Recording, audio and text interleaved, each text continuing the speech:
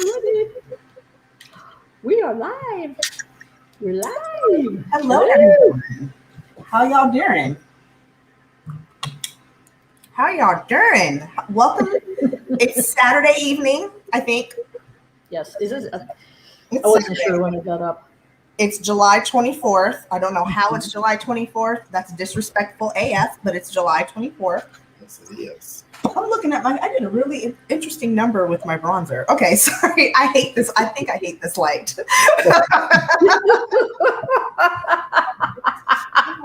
I know one monkey. Well, we're having skin tone issues here. But I guess that's what that did. That looks like a punch and not a bronze. But okay, sorry. Don't mean to be superficial. But hi. She needs a professional makeup artist and lighting person. Somebody else to do my makeup. Good evening, everyone. Tonight we are talking about our beloved Mama Earth.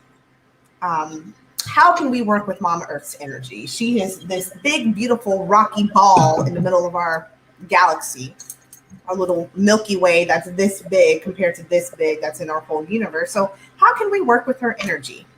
Thank you to everybody who's here. Thank you to all the moderators. I think we got a lot of you guys in already.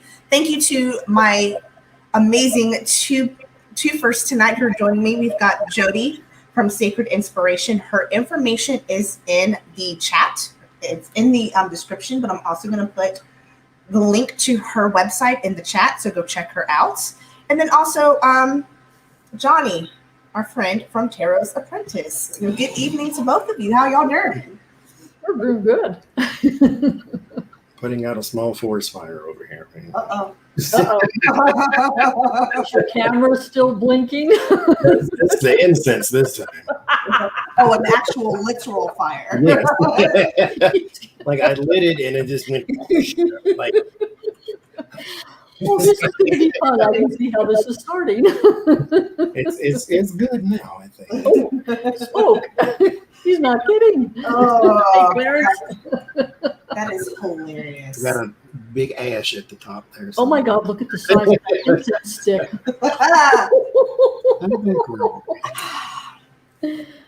Okay, you know what? What?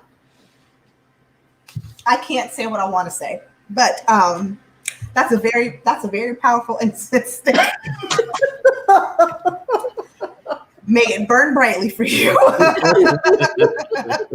Woo! Okay, so you guys know how we do when Jodi comes. Johnie and I, we all ask questions to Spirit to give us answers. Johnie and I pull the oracle and the tarot, and Jodi does the amazing things that she does with the bowls and interprets the messages that she gets also from Spirit. Instead of using a card or some type of card, she uses her sound. Almost called it a sound dungeon because that sounds wrong. Dungeon down here. I'm in the sound basement. Sound basement. There you go. To give us more sound. Before we get in and while we're waiting, Jodi, any housekeeping, any items, topics, discussion, anything that you would like to tell everybody before we begin? I just want to say thank you. I have thoroughly enjoyed getting to play with you two and everybody out in the audience. This has been fun. Well, thank you. And an honor. Thank you for joining us and for sharing your gift with all of us. So thank you so much. I feel like we need to be thanking you. You're very welcome. Thank you, ma'am. Johnie, tomorrow you guys are on whose channel? Becca's? Jinlin? Ain't mine, so I don't know. That's all I keep up with. It's one of them. It should be Jen, I think. I don't know. Oh, shit. Johnny's on somebody's channel tomorrow. Probably somebody in this audience will know exactly which one. Somebody, okay, I want to say it's Jinlin. It's Jen. That's what it is. I think it's Jen, because then Jen, it's like Jen, Becca, you. Yeah.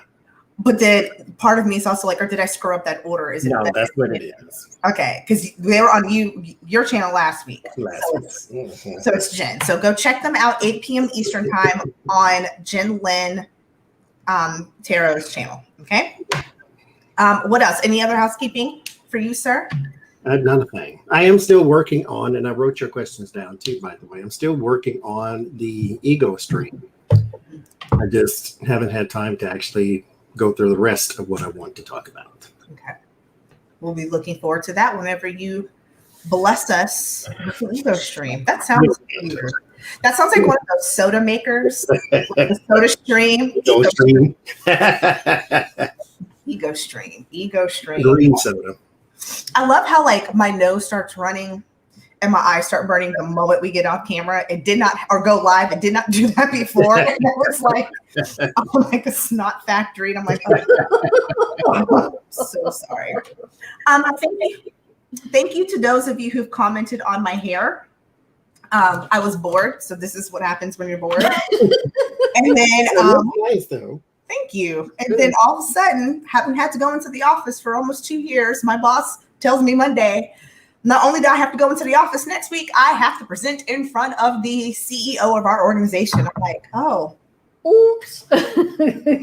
so we've got a couple options, and thank God she's a Black woman, so she totally gets the whole hair thing. It's like, listen, I can throw on a wig, but my tolerance for wigs is about an hour and 5 minutes, and I have no qualms of when and how I take it off. So I in the middle of the presentation, I'm like, yeah. Anyway, so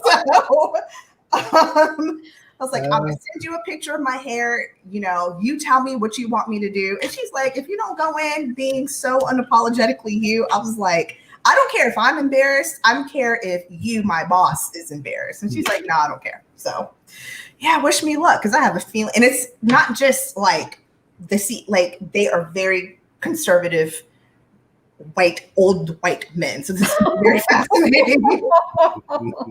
Very fascinating. You go on mission trips, kind of. You get where I'm going with that. But you know, I will say this, and this may sound wrong. If you get offended, then go find your feelings somewhere else. But your parents did you right, and they didn't give you a name like Shanquisha. That way you didn't walk in there with them already thinking what they were going to get, some sort of preconceived idea, and then you walk in there with dreads or braids or something like that, and then they're like, oh, here we go. And then you got hoop earrings, and then they got the word love in the inside of them. I have some, and I think I should do that. I actually have one, it says love, and then the other one says Adrian. Then your kid's name is tattooed on your neck. You're giving me some really good ideas, because I'm like, if flame out. Who cares? Like, I mean, get your gold tooth right in the front.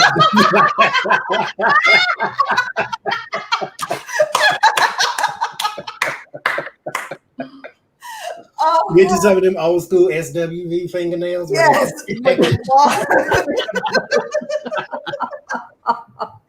And make sure my tongue pop is on point. Yeah. Anyway, so I can't.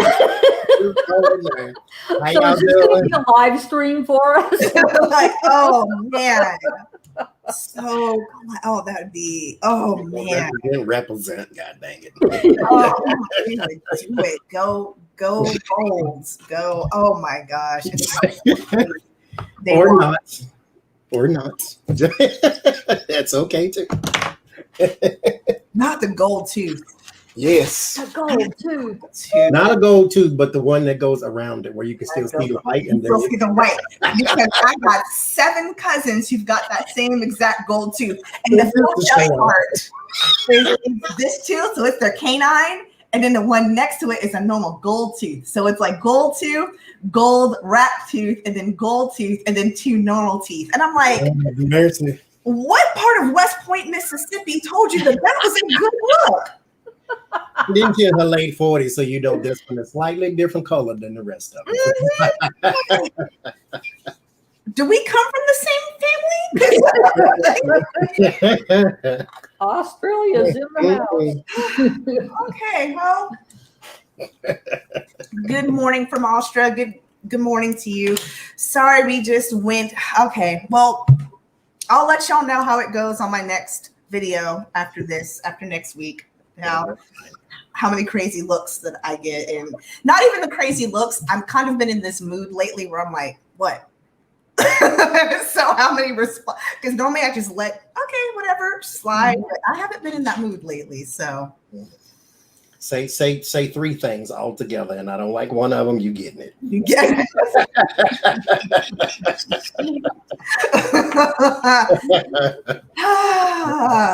My astrologer says that we've been in cranky energy lately. I'm like, yeah, Yep. That's a mild way of putting it. Very cranky. My dreams have not been like nightmarish, but they've been busy, and they've been like, I don't need to look them up because I'm like cat, dog, horse, snail, mustard, and bootlegging. None of that means anything. So I'm not even going to bother. I'm just going to, okay, my brain is just doing whatever it wants to do. That's thing. It is what it is. It'll make sense when it has to.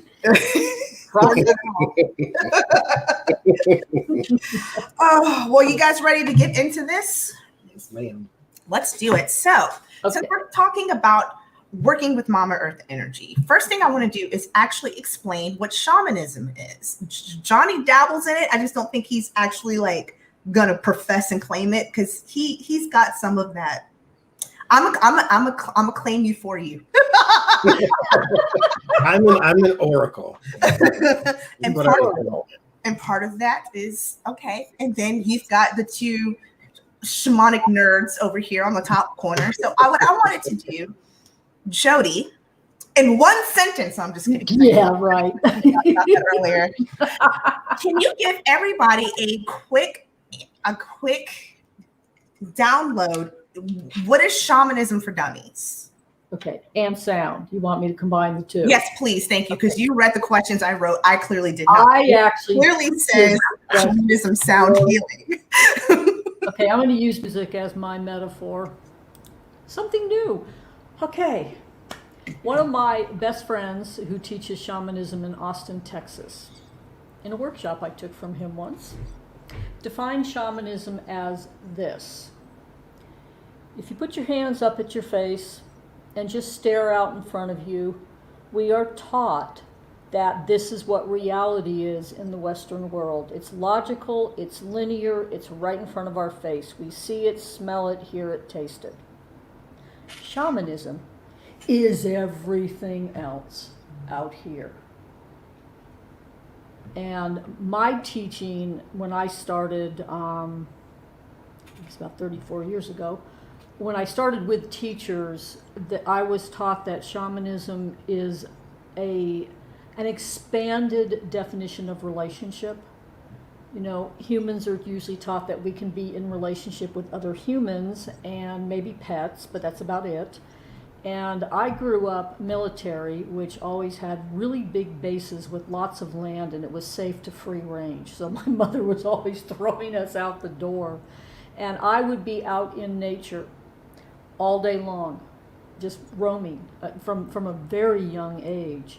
And I learned to be in relationship with everything not human during that time. And to me, that's what normal is. This is uncomfortable, it's constraining, and it's not normal. So in the way I work with Mother Earth is I go in as a collaborator and a student. She's the teacher. She's the main teacher. And all her relations puts all of us in an equal setting rather than humans above everything else.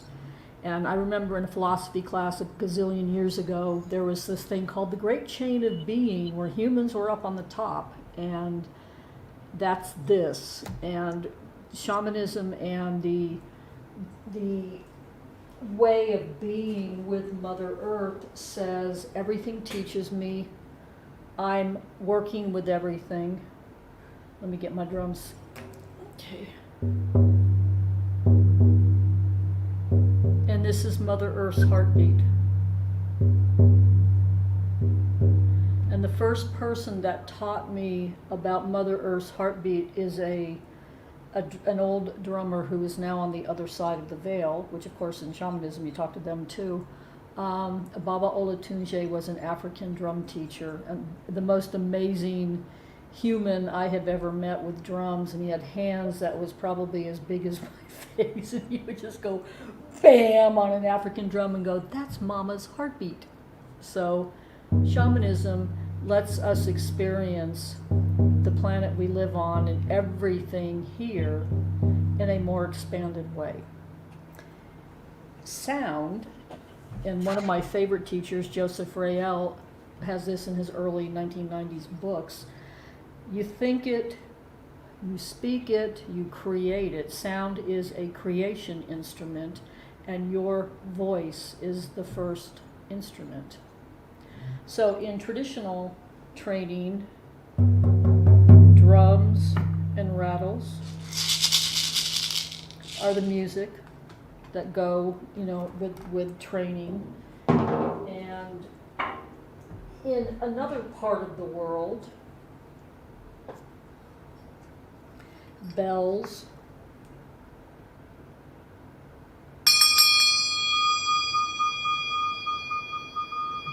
and bowls. All of my Tibetan bowls are ancient.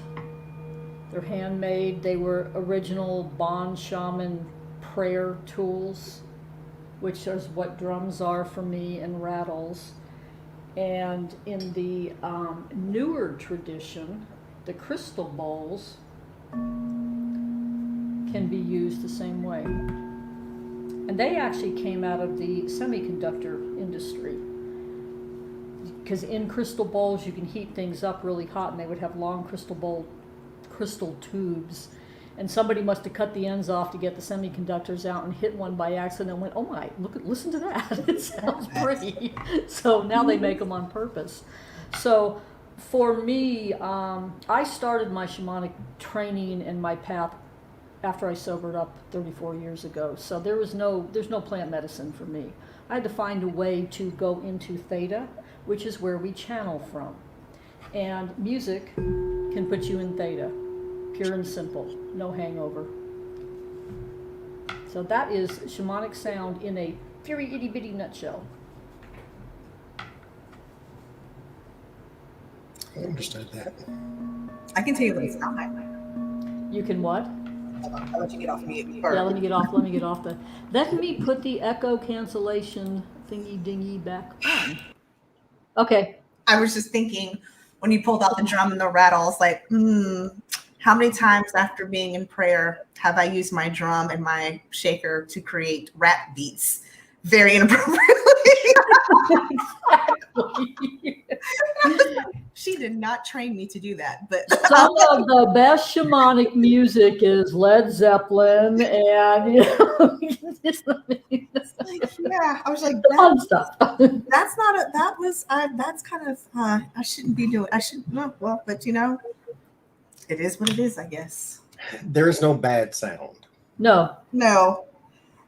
But you probably shouldn't use a sacred instrument to write songs about, Okay, I'm being serious when I say some of the best shamanic music can be something like Led Zeppelin. Everything is intention. It's intention. So if you take something that has a rap sound, which is definitely in the shamanic heartbeat, and you intend it to be for the highest good and healing, you got it. It's not. It's a I know this, Jodi. That's what I'm telling you. It's not. It's not. It's not. Yeah. Okay. Thank you for that. Also, it's beautiful. Thank you for that explanation, because I get a lot of questions. Either I don't understand what shamanic sound. What's the difference? What does that mean? And I was like, I will never be able to explain it as well as my teacher. Well, shamanic, traditional sound healing is technical. You play these notes, you play these chakras, you play these bowls or instruments in this way, and you're hitting metal or you're hitting crystal, and it's music. Shamanic sound is a relationship with sound, spirits, energies, weaving. I mean, it's a completely expanded experience of sound for me. So Mother Earth back here, which I won't hit her because the sound isn't right. If I'm playing Mother Earth as a non-shamanic person, I'm just banging on a metal gong that's 38 inches and sounds cool. Playing her as what I am talking to Mama, and she's talking to me, and we are doing this synergy. So it's, for me, it's a really expanded experience of sound and relationship. Again, I would have never been able to explain it that beautifully and coherently. So thank you, Nam. You're welcome. Mr. Oracle, I have a question for you. Can you explain why Oracle is so cool and how it can also help us interpret energy in different ways compared to the tarot? If you claim you're the Oracle, let's talk about your beautiful gift and how you use Oracle. Tarot is designed as, I always call it a map. There are markers. When you have the, especially like a 10 card spread, each position has a meaning, and then that card in that position takes on a meaning. And so it's meant to sort of map your way towards your destination, towards your outcome, if you will. An oracle is not meant to lead, guide, and direct. It is meant to pull out an understanding. Therefore, you can go deeper into your spirit, deeper into your energy. It's not something that is supposed to, you can with the oracle predict the future, but that's not what it's necessarily for. It is meant to expand. I like that word too. It is meant to expand your horizon. That way you see your energy and how you are in that position. Because sometimes the tarot can tell you you're in your own way and all that type of stuff. But the oracle will tell you, yes, you're in your own way, but here's the core of your issue. Here's the problem that you're having. Oracle is very good for your spirit, for your energy, for your oracle, your inside oracle. Everybody has that thing in them that can go deeper. We just don't know how to do it. And that's why these cards and these tools help. And so it is a thing that is not restrictive like tarot. Tarot means one thing sometimes. Sometimes it does not. You can't take the death card and it means sunshine. It means change.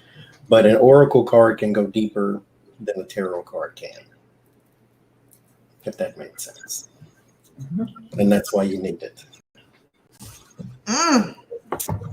You're so smart and so wonderful. I feel so inferior. I am inferior. Actually, you guys are awesome. I want to start with we just went through a moon cycle. So I want to ask, what does Mama Earth want us to know about full moons? Does she have any particular thought, insight? I mean, that's her, I don't know, first child, second child, if we want to put it. But are we using tarots or are we using oracle? Anyone? You can use whatever you want. Sage, oracle. Use the oracle, Sage. Whatever you want to use. I have a moonology. Let me use that. Yes, I have that one too. Oh, I could have used. I wrote the questions. Why didn't I use my moonology oracle? Or what is this not called? Would you like me to pick one for you? I just got that. Yes. Why didn't I grab that deck? So repeat the question for me one more time. What does Mama Earth want us to know about full moons? And you can take that question, expand it, add to it, improvise it however you want. What does she want us to know about full moons? Because a lot of people use a full moon to manifest. That's my time to set my intention goal. I start manifesting. A lot of from the Wicca and a lot of Wiccan and a lot of I know in the voodoo practice they use full moons to cleanse and purify their tools. What does Mama want us to know about full moons? She could be looking at us like, y'all so silly doing all that work just because the moon is the brightest that day. What does she want us to know?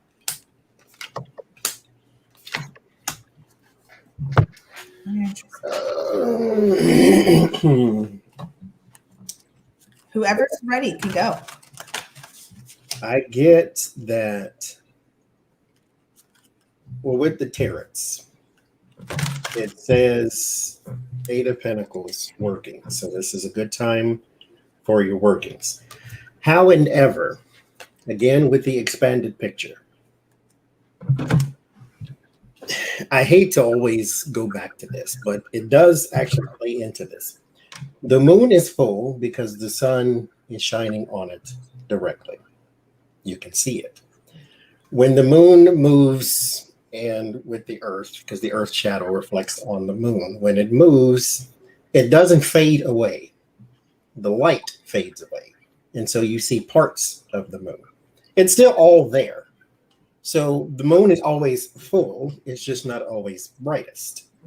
And so it's saying that while, yes, this is a really good time spiritually for your workings, you can do it at any time. You don't have to do it on the full moon. But it's saying that if this is what reminds you to do it, if this is what reminds you to come back to the place and spend a little time with spirit, then go with it. Because there's nothing wrong with it. The moon is not stronger when it's the fullest, but there is a direct path for whatever that means to you. There is a direct path to it. So take that full moon, keep that in mind, and then do your workings, your blessings, your whatever you're going to do on that day. It all works. Does I get something kind of similar because it's illuminated. I'm going to use your word, the fullest. This is time for you to start with your finding. Start looking. A lot of people use the moon not being at its most illuminated as a scapegoat to not do the work, to hide, to, oh my gosh, there's darkness, so therefore I don't need to. And no, what it's telling you is, all right, since y'all want to, it's like a flashlight, actually. She's like, I'm going to give you this flashlight for this time right now. And what do you use a flashlight for? You use it to search for the remote control that you thought you lost under the couch. You use it to find something you dropped in the car underneath the cushion, underneath the seat, right? So go ahead and use this time to find something, find yourself, find your balance, really, and trust as well. This is that time to find and to trust in whatever, especially if those of you who like to set intentions, who like to do prayers during the full moon. I know there's a gong circle that I found up here. They play on the full moon and listen to get answers. So if that's what you're doing, however you're doing it, don't second guess it. Go ahead and trust whatever it is, that message that you're getting during that time. And also, if the full moon had a spirit energy, it would be gentle too. That is the time to also be gentle with yourself. This is the same moon that causes the waves to do awesome things during a full moon. That's a lot of energy. So just be gentle, trust when you ask for answers, when you give something up. A lot of people do burning bowl rituals on the full moon. Trust that you've let whatever that energy go. And then use this as a flashlight. Your full moon is your flashlight to go find, seek, search whatever it is that you need in your life. I like that. I do too. I'm going to change and play. I'm going to go ask Mother Earth what she has to say about it. What I'm doing when we're pausing is I'm getting the echo cancellation off so you can actually hear the instruments because they play echoes constantly. Okay, Mama. Let's see what you have to say. So for those who have not met her, this is the Earth Gong.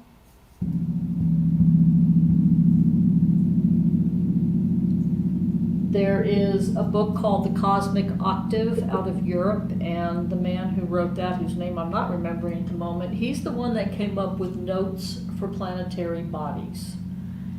And of course there's arguments about it all the time, but the note for Mother Earth is C sharp, which is also your adrenal glands if you're going for healing.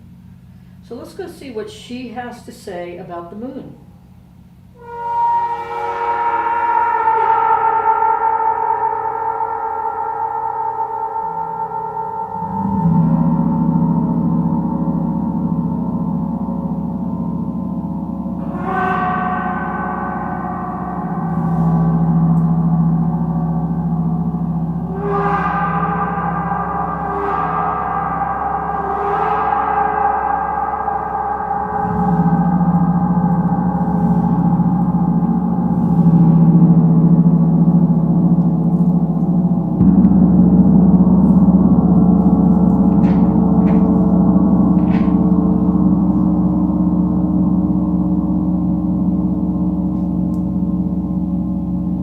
what I hear in the metaphor of her sound, the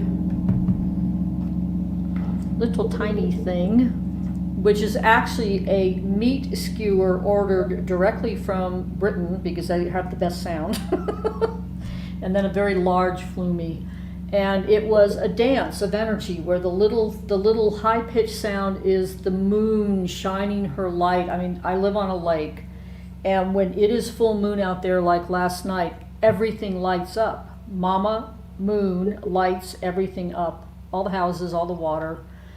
And moon and earth, when they are when they're lit up together, there is a mystery in the relationship, but we see beyond the veils into what's always there.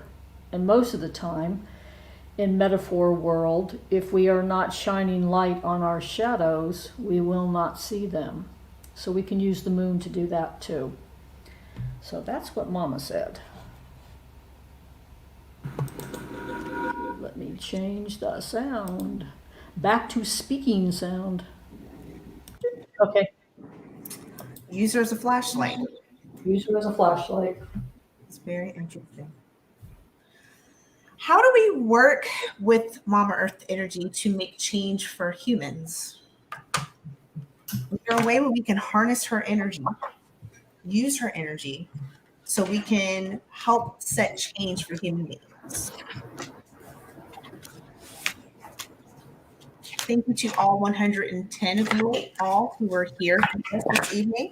I appreciate you all being here. Thank you also for the super chats that have come in. Thank you so much, Prayer Warrior, for your donation. May that generosity be returned to you immediately. Thank you so very much. Can you repeat the question? My mind wandered. I have a cheat sheet. I saw you, and it looked like you had processed it. And I was like, okay. And then I was like, that the first sound, the high pitched sound, like it stretched my whole head. All I saw was like stars and space, and like nothing was in it except the earth and the moon. And I'm like, oh my God, I like that. He's still in the journey. I was there, and I heard nothing nobody saying. it'd be like that. The question is, how do we work with Mama Earth's energy to make change for humans? How do we use Mama Earth's energy to make change for humans?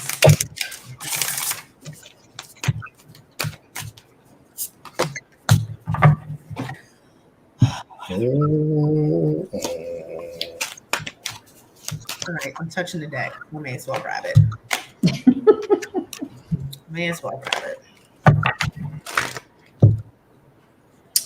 Chris, the sound healing can stay in your cells for minutes or days. And keep on ringing. Yep. So I tell anybody who does a sound treatment with me, do not sign any legal documents for at least an hour, at minimum an hour after our session. At least. With tons of cold water, ground yourself. With your cells, it's breaking out, it's working with your cells. Mm-hmm.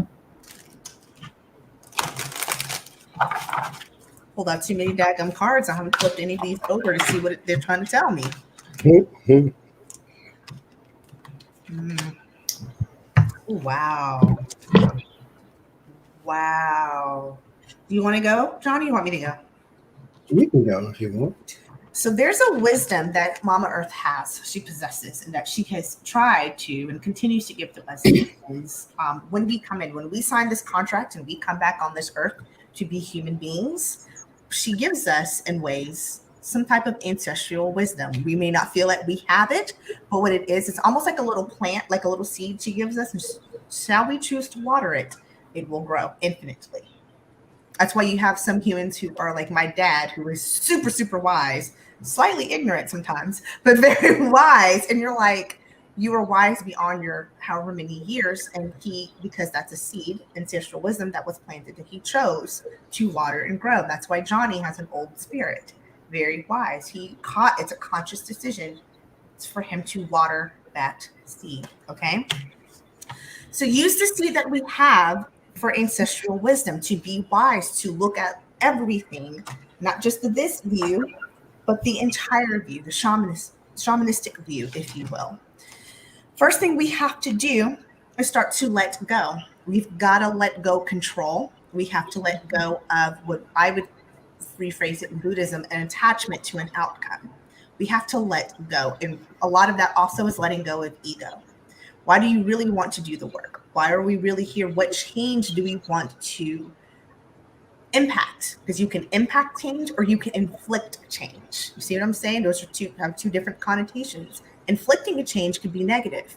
Impacting a change can be towards progress. So first of all, you've got to let go of the ego, let go of the jealousy, let go also of the attachment to the outcome. This is so beautiful because it says we have to heal the ouch. We actually have to go do the work. She's given us everything we need already. It literally, the first card was ancestral wisdom. We know how to do it. We can do it. We don't have to reinvent the wheel. We don't have to be like Bezos and go up to space in a penis-shaped spaceship to get a new perspective on the world. That's literally why he went up, to get a new perspective. The answer's already here. So go ahead and go build it. We have to start healing. Healing is a frequency. Healing is an energy. Mama Earth is energy. It's already here. And then let it come to fruition. Stop getting it as humans. Then we got to get out of our own way and stop blocking it. Actually let the healing come to fruition. We've got it here. She wants us to do it. She's given us already from incarnation, the moment we came down and signed, before we even came down, the moment we signed that contract and said, I'm going to come back to be a human again in this place, in this space, in this time, she's already implanted us with the building blocks, with is that ancestral wisdom.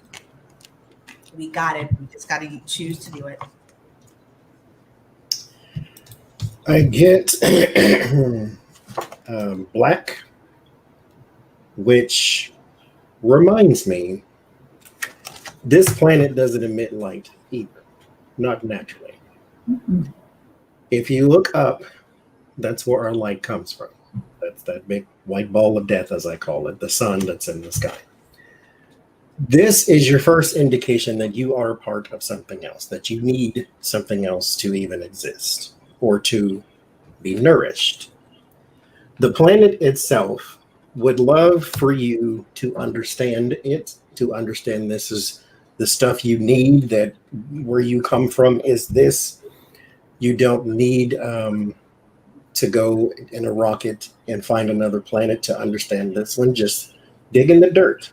Look up in the sky. That sun is a part of you. This earth is a part of you. It nourishes you. Both of those things are your core and your energy. That's where you come from.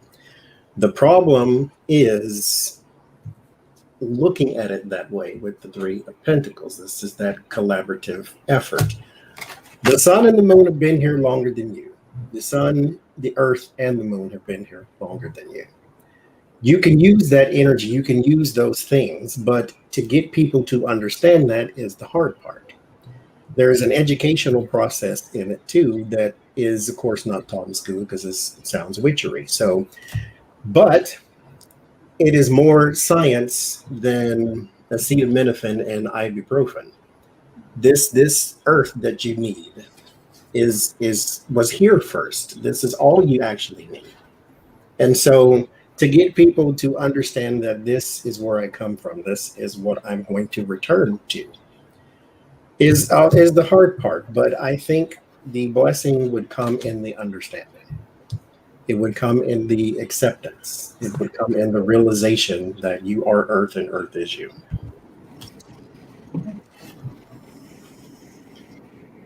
That's beautiful, Johnny. It is beautiful. Okay, I'm changing cameras and. Okay.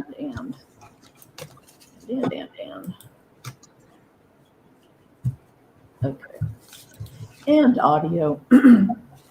So, one of the ways that I have worked with Mother Earth, hi everybody, I used to work for a man by the name of Drumvalo Melchizedek, who taught Flower of Life and extremely sophisticated sacred geometry. And I found myself gravitating to circles,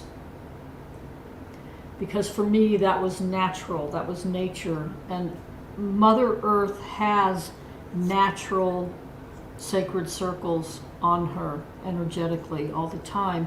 And I'm looking in the chat where people are talking about the resistance or the fear of letting go of control, which is part of how we do our growth and healing. And what I have been taught from day one is to use the energy of the sacred circles to be within that to do my work so that I have safety. Because we're not going to let go of control unless we have safety. And Mother Earth, when you find one of these circles on the land, and I usually look for a ring of trees because they'll grow around it, that's where I feel the safest to do that kind of work. So I either create them for sessions like this one, or I create them outside or find them. And speaking of chimes, these chimes are the elements. Somebody was talking about chimes in the chat.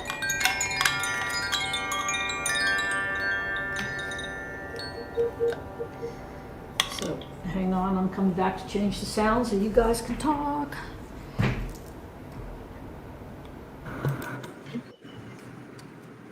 Did my camera show that? You're still on the table. Okay, but could you see it? Because I kept, okay, because I kept the screen up to change the sound faster. Yes, I'm still on the table. Actually, I'm behind the table. You guys can start talking. I'm just going to play with cameras over here. I remember the last time we had Jodi on, somebody was asking about the Kashi chimes, and Jodi had said last time that go to Gongs Unlimited because they are sold out and she'll get a notification when they're back up. I was looking on Amazon the other day, and Amazon has them back up as well. They're a little bit more expensive, but you can get a 4 on Amazon. I think it was running at about $279 for the 4. And there was no additional charge for shipping. And they're usually about $79, $80 each. So $270 something for all 4 is probably not that bad. Yeah, and if you, I know Gongs Unlimited always charges shipping. So if you can get them without the shipping, that's a good deal. Yep. So just check Amazon. I saw them there last week. I couldn't remember what video it was to go back and ask the person to say they're on Amazon. Also, and Sylvia, if you are watching, I got my bowls. They're in that big bowl right there. Ooh. And what bowls did you get? I got some more singing bowls. Oh, smaller ones. Baby ones. Baby ones. I was, you know, like the kid with the pots in the kitchen last night, and I hit one, and I swear it played forever. Mm-hmm. And I thought it was like something outside because it was still going. Is that this? And I touched it and it was vibrating like crazy. I'm like, okay, well, shush, because I'm done. She's not going to be shush. She's I learned to let it be. Just let it be. She's got more stuff to say. It's awesome. Let's talk about honoring Mother Earth. What effect does honoring the Earth as a sentient being have on our human relationships? So what impact does us honoring and treasuring Mother Earth for the beautiful ball that she is, how does that impact our human relationships? Did I get that question right, ma'am? Uh-huh. That was a Hathor question. I was the scribe. So what effect does honoring the Earth as a sentient being have on our human relationships? It creates a space for understanding. And the reason being is when you are connecting not necessarily just to Earth as a physical thing, but as an energy, then you understand a lot more. It's almost like something turns the key. And you understand also the energy of a person. Because when I say you're looking past the physical specimen of Earth, going into the energy, you begin to have the ability to do that with people. And so you can understand intention a lot more. The Seven of Cups is usually a card for choices and confusions. And the Four of Swords is putting that to rest. When you can get into a person's energy and understand why they are coming at a situation like they are, whether it's good or bad, discover your sparkle also means going in the inside, finding that thing on the inside of a person that would explain what's going on the outside. Scan your body. This is also something good for you. This is understanding your own energy. Practice whatever kind of practice you have, practice on yourself first. Like I was telling people when they read cards, read for yourself first. Ask the cards a question you know the answer to and see how it comes up. So it's kind of the same thing. You create a balance and a space of trust and understanding. When you understand the energy of the earth, you understand the energy of the creatures on it. It impacts your relationship with you, because your relationship with you is the first relationship you really technically have outside of you have your relationship with you before you really have your relationship with your mother. You used her body and her nutrients. Really, we're all just little parasites when we're sitting in there.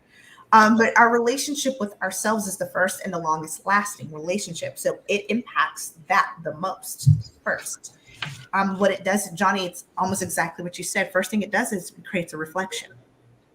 You get to see, you get to understand not just you as a human, but it brings you back down to earth, no pun intended. And so that you can understand other humans. You understand at that point, there is no me, there is a we. We are made technically of the same stardust, helium, gas, whatnot, carbon that is comprised of Mama Earth, which is also comprised of the universe. But I don't need to go that deep now. Really, I just need to go, I am made of the same thing that Mama Earth is made from. So you start with reflection. You really start looking at we instead of me. Okay, a lot of crown chakra there.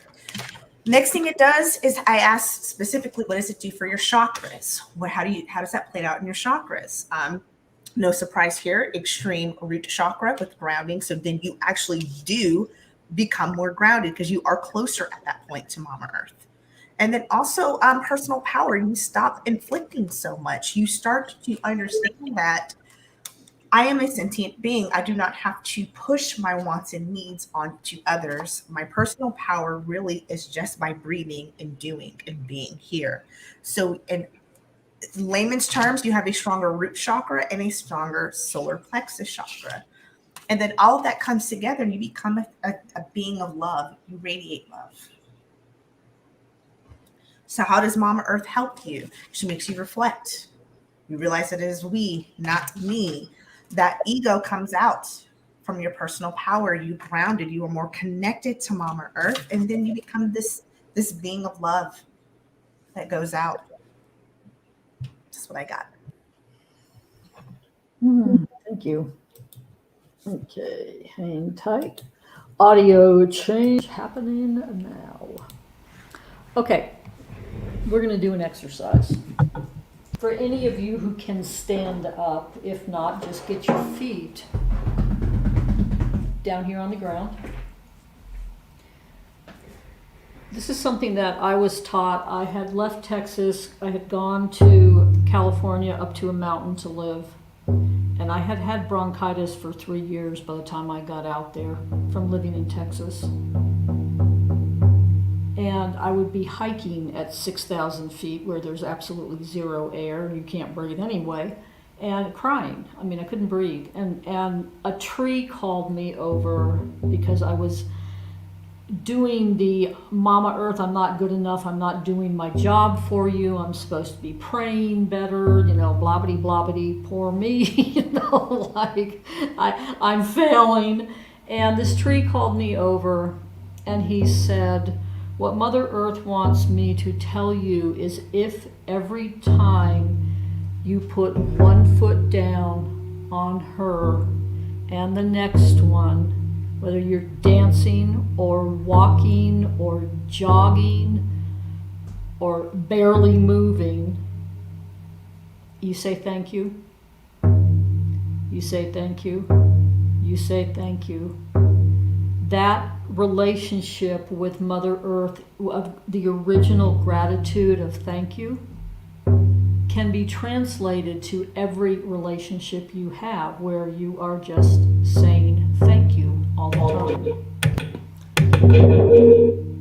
And I do that with all my animals. I say thank you all the time. And it changes my behavior and their behavior. So it's a gratitude practice. And then the other piece to it, as I'm changing sound, is Mother Earth is a feminine being.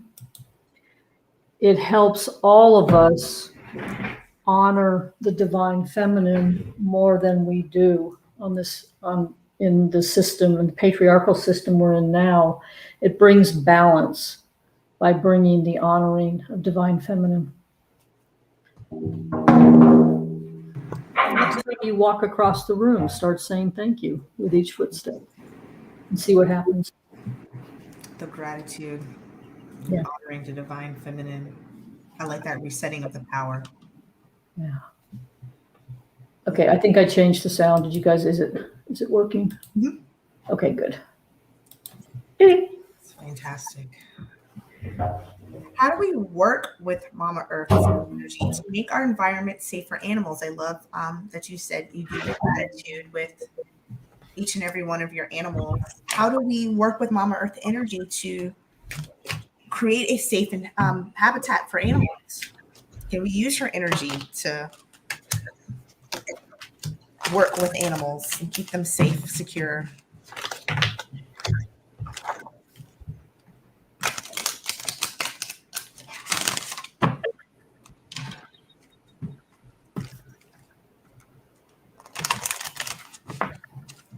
Thank you to everybody who hit a thumbs up. Thank you to all 120 who are in here. And thank you so much to the moderators.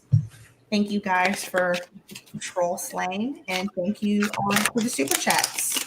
Thank you guys so much. I appreciate it. Thank you for being here with us tonight, talking about our beautiful Mama Earth.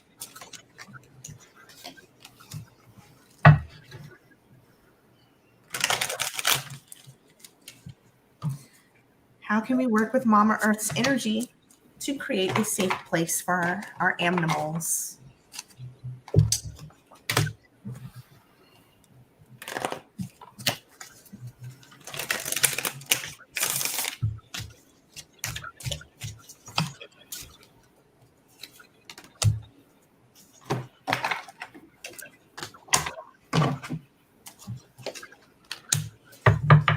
Oh my goodness. Thank you so much, Karen, for the super chats. May that generosity be returned to you immediately. Thank you so very much. Thank you, thank you, thank you.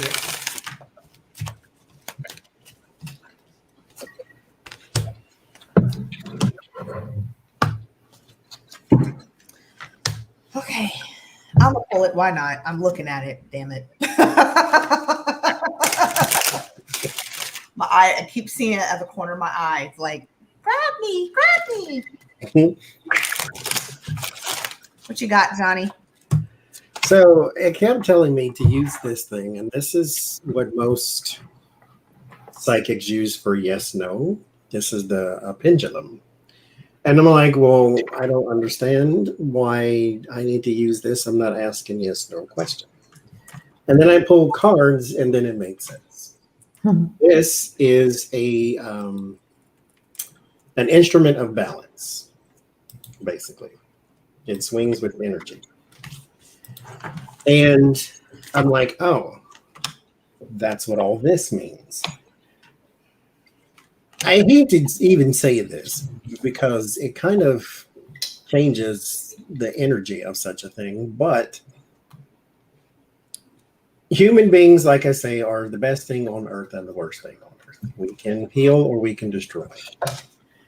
And here's the world card. Okay, so we're talking about the world. And here is the security and the abundance with the Nine of Pentacles. Nine of Pentacles is also an abundance card. So we get abundance, right? And regenerate the body with Sapphire.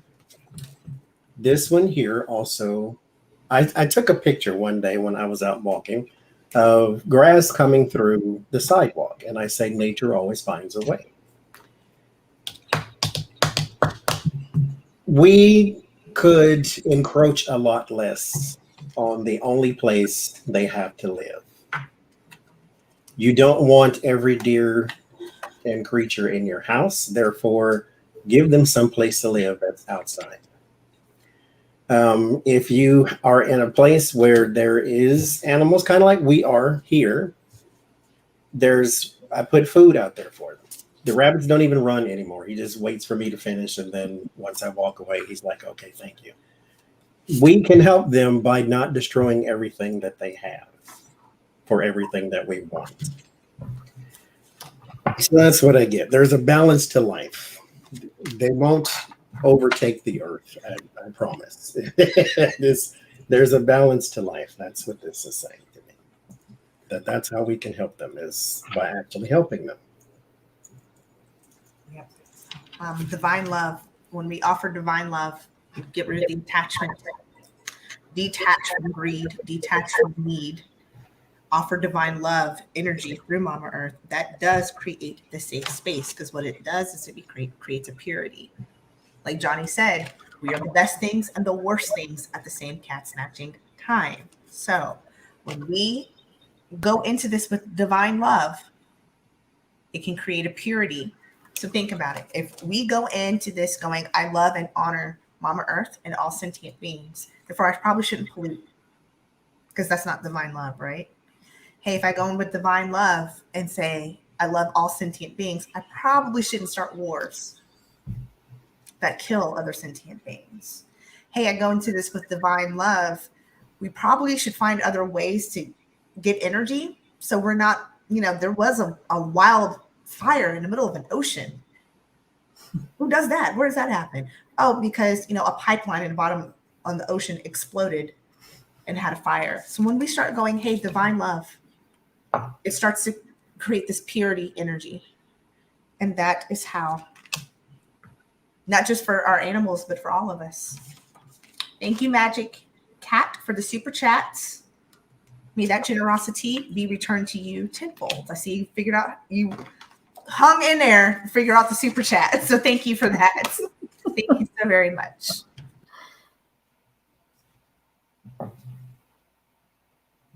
Are you done, Adrian? Yes, ma'am. Tight.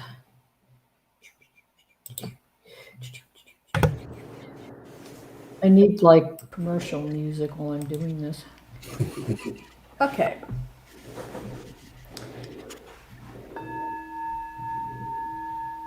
There is a saying in my training that the world that we live on, Mother Earth, is comprised of Mother Earth and all her relations. All three of those words are capitalized. And if we take that teaching to heart, it's almost impossible to abuse the planet or the beings out there, whether they be trees or plants or animals or whatever. And something that I've been taught, this was actually funny. There's always arguments among people who eat meat or don't eat meat. And the argument goes something like, well, animals feel pain and plants don't. And my snarky shaman perspective is, obviously you can't hear a plant scream, because everything feels pain when it's crossing. It's part of being in the third dimensional reality. And the way I was taught to pray eating was to thank plants and animals for their sacrifice as part of all my relations. So there was one day that I was doing that.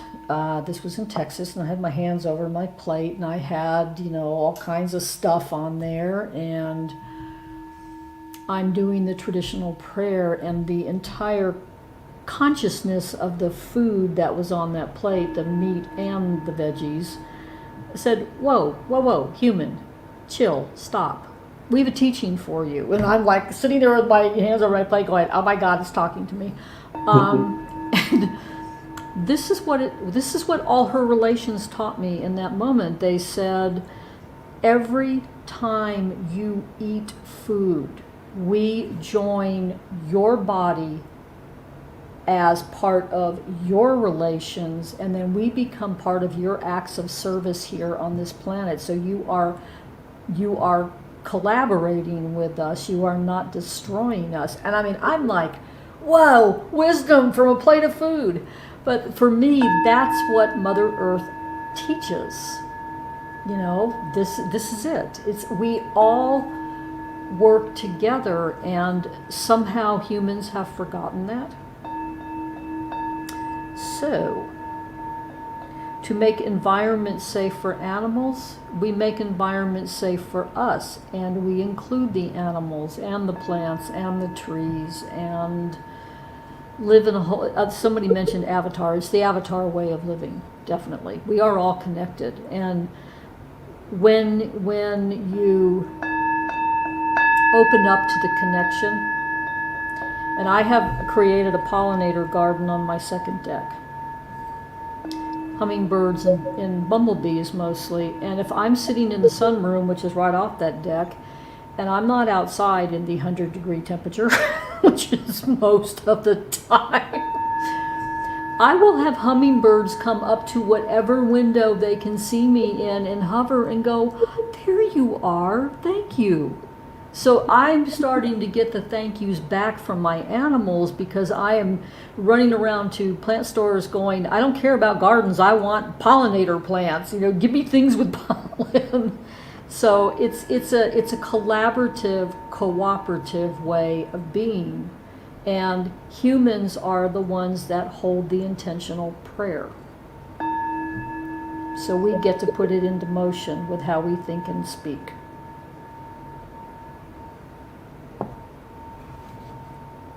And this bowl is a 15th century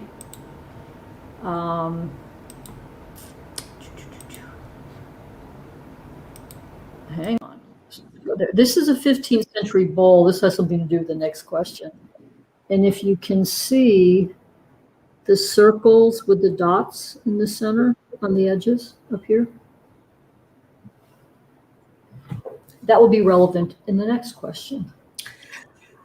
Next question is, can we talk to grandfather's son? Does he have any messages for us, if we can get that directly from him, or if we have to use Spirit Mama Earth to be the conduit? But do you have any messages from grandfather's son? Mama Earth's baby daddy. No, not baby daddy. The daddy.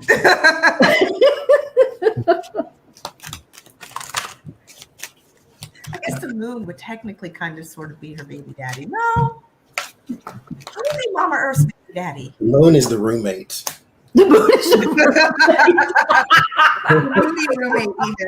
We kind of just caught it as it was flying by, and it needed a place to stay. The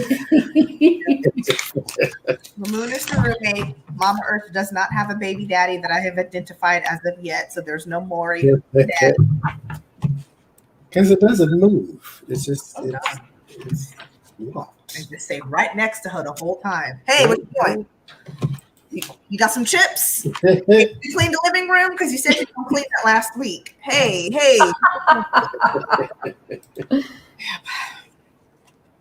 Any messages from grandfather's son? I have this feeling somebody's going to go to the sun gong. I knew. What you got, Johnny? I heard. Okay, I got the Emperor, which would be the sun. Actually, the emperor in astrology is, I think, Mars, but we're going to go with the sun because we're talking about the leader of this in particular reading. The Seven of Pentacles, though, told me you're the second Earth. And you are on this planet we call Earth, Gaia, but you are the second Earth. You are the thing that carries you carry a lot of life inside of you, all of your cells and thises and that's. You are a second Earth. You give life, you give healing, you give energy, you give all that type of stuff. Also, now mind you, again, the planet Earth is affected by the sun and the moon. The tides go up and down because of the sun and the moon. Because the sun pulls it one way and the earth and then the moon pulls it another way, so it goes up and down. It doesn't necessarily go in and out, it goes up and down. And so its effect on you too kind of reinforces this second Earth. So yes, the message from it is operate within the energy of the Earth as if you were one, as if you were a creature that gives life, as if you were a creature that can create life, as you are a creature that gives off energy, you give off nourishment. Operate as that kind of creature, because that then sparks a new creation in the Earth. It sparks a new safe place. It sparks new good relationships, so forth and so forth. That's what I get. I got a lot, but I'll stop there. What else you got? Keep going. What else you got? He's got a lot to say. I'm through though, for real. Okay. There's no time limit. You better oracle. My cards made no flipping sense at all until I stopped. Something you said, I don't remember what you said, made me realign the cards, and now they make perfect freaking sense. Whatever you said, I don't remember. Thank you, Johnie, because I was looking at these like I'm gonna have to like pass on my own question. I thought I would have to because I don't necessarily talk to the sun. So, and then I was like, oh, this is, and I had to, because it made me rethink my questions. Like it was a general question. Give the answer that he's giving you. So here's the answer he gave me. First thing he says is, this is more of advice, as I would have to put it, because it's a message. So he's giving us some advice. Grounding is key. Grounding is key because what grounding does is it gives us a place of trust and a place of peace. Ground is however you can ground, how often you can do it, doing grounding exercises, just remembering who you are and what you are, but grounding, because that gives you trust and that brings peace. When you trust into whatever, that brings peace. Jodi said earlier, you cannot let go until you have safety, until you feel safe enough to let go. Well, grounding is a way to help yourself give that trust and that peace, so then you can feel safe enough to let go. Create that safety so you can let go. That was his first message. He gave us 3. Next is meditation. Meditation is so important because it brings stillness. We move too much. We go a lot. And sometimes in the mankind says we have to go, do. Society has not created a place for you to stop and pause and reflect and to think. That whole hustle mentality, grind until you fall. Grandfather Son is like, why? You do realize you only here for a short period of time, right? Make it enjoyable, make it pleasurable. Meditation is your way to create stillness. Meditation is a way for you to shut off everything else and just for a moment. He says you're going to need that coming up. I don't know why I'm hearing that, but you're going to need that a lot more. Mm-hmm. It's just going to get crazier faster. So slow down however you can through meditation. He also says that we are all, hold on a second. Let me find it. Pulled it earlier. I love that I shuffle very well, but then when I need the card, give me a second. I bet she's at the top. Of course it was at the top. I didn't even need to go through all of that. Okay. Remember earlier I said Mama Earth gave us this beautiful thing called ancestral wisdom, and it's a seed that we choose to water, we can, and it can grow infinitely. Another part of that beautiful ancestral wisdom, that seed that she gave us, is psychic abilities. It's called intuition. All of us have it. That's another seed that if we choose to water it, can grow stronger and more infinite. And we also get the scarab beetle, which is magic. Psychic ability, some people will call it a form of magic. That bleeds through us and works through us. Use it. Stop being afraid of it. The more you fear it, the more it will create something to be feared. We all have some form of intuition, psychic ability. That's what makes humans kind of cool. Use it. Thank you. Okay. Right next door to the Earth Gong lives the Big Mouth Sun Gong. And let's see, if you look over there, back there, you will notice the circle with that dot in it, which is exactly what is on the edge of some of my Tibetan bowls. That is the symbol for the sun. So sun has a whole bunch to say. Sun is very mouthy. So first I'll let him speak through music.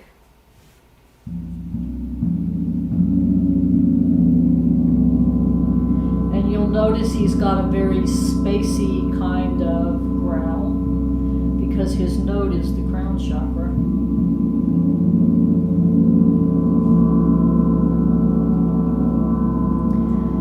And one of the teachings I've gotten from the sun over the years is that he is the activating force, the original light force that unfortunately over the years we have been taught to fear because of things like skin cancer.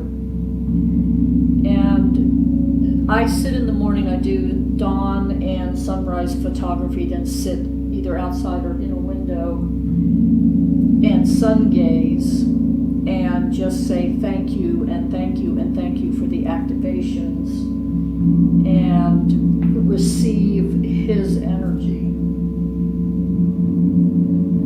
And it's been interesting because I was, the California beach chick in my high school days and burned all the time. And I can't put sunscreen on these days because my skin burns from anything chemical. So if I'm going out in the sun, I go out and tell grandfather, thank you for the activation, and I don't burn. It's really weird, but I don't burn anymore. Jace, you had mentioned heaven and earth connection, so I'm going to do a really short heaven and earth meditation. So imagine your feet are on the ground, Mother Earth, and you are breathing and receiving her divine feminine life force energy up through your body and out the top of your head. It's coming up as a spiral.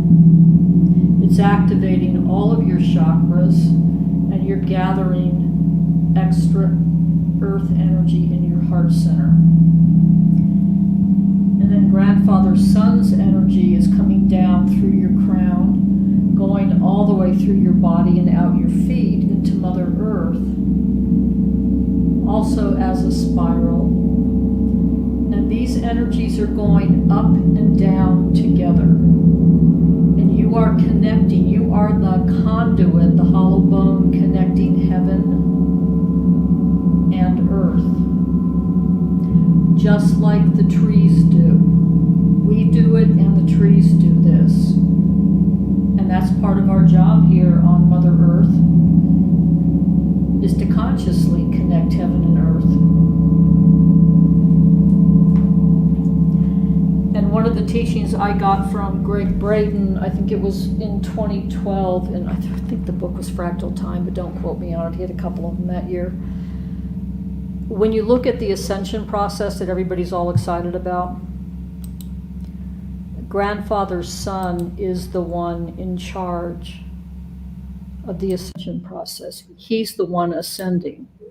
We live on Mother Earth, so we're going along for the ride. It's got nothing to do with humans. This is about the whole system ascending. So having chats with grandfather's son every day is a good thing. Just like Earth, where you walk on her, you say thank you. You can look up and say thank you. There's life force energy coming from Earth and the sun that can activate our beautiful bodies and hold center in the heart. So that's what I got. I like that. Deep AF. If grandfather's son is the great activator, let's talk about Mama Earth's siblings. How do other planets impact Mama Earth, her energy, her balance? I know astrology exists. It impacts us. We mere humans, mere mortals.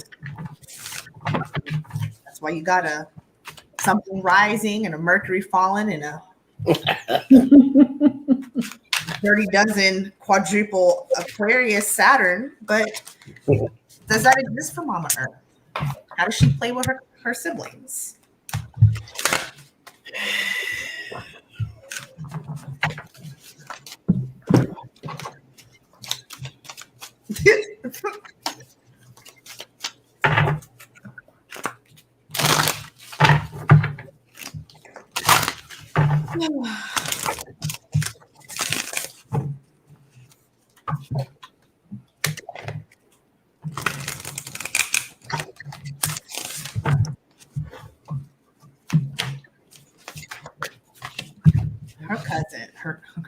Her siblings. What impact does that have on Mama? Other planets have on Mama Earth? Her energy. I haven't even started pulling yet, Johnny. So if you want to go, you can. I get nothing. But I get that's what the effect that I get look at it differently. And I was shuffling because I've been pulling from 3 different decks all night.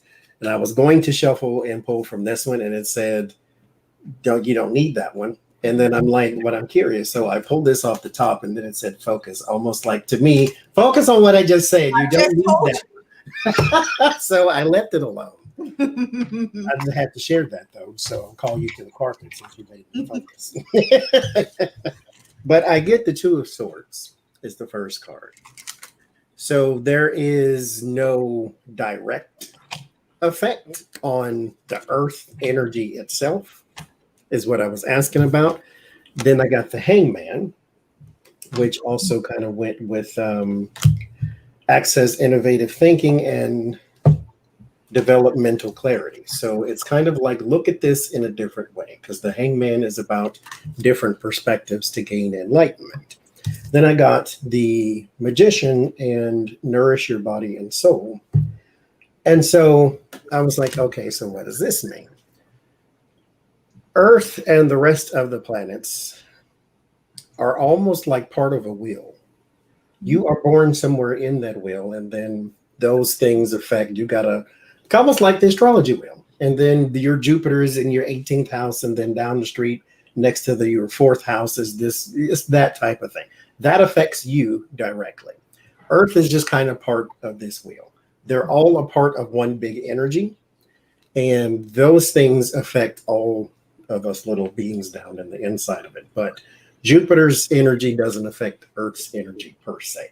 It affects what's on Earth's energy, which affects how we then put our energy into the Earth, so forth and so forth. So if you want to say it that way, then fine. But I don't get a direct relationship. Like they don't know each other like that.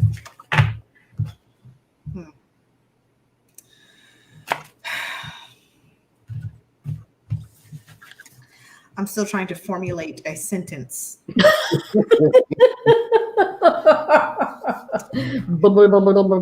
oh, how karma has come back to bite me in the ass. And I told Jodi earlier, if you can't say in the sentence, you're not You're not doing your job as a marketer. I can't.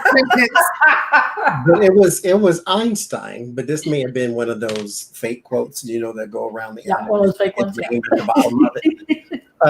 It says that if you can't explain it simply, then you don't know enough about it. So you don't necessarily have to say it in a short sentence. You just have to make it make sense. Make it simple. Yeah, so I can't make this make sense. So here's what you do from the oracle. This is what you do. This is the oracle shaman. If you have 5 cards, take 3 of them out. Yeah, it still doesn't make sense. I've dissected and diced and cut. Hold up what 5 cards you have. I have 6. So I'm going to tell you. The first one and the third one, don't use only those 2, and don't use nothing else. Yeah, that's still not going to make it.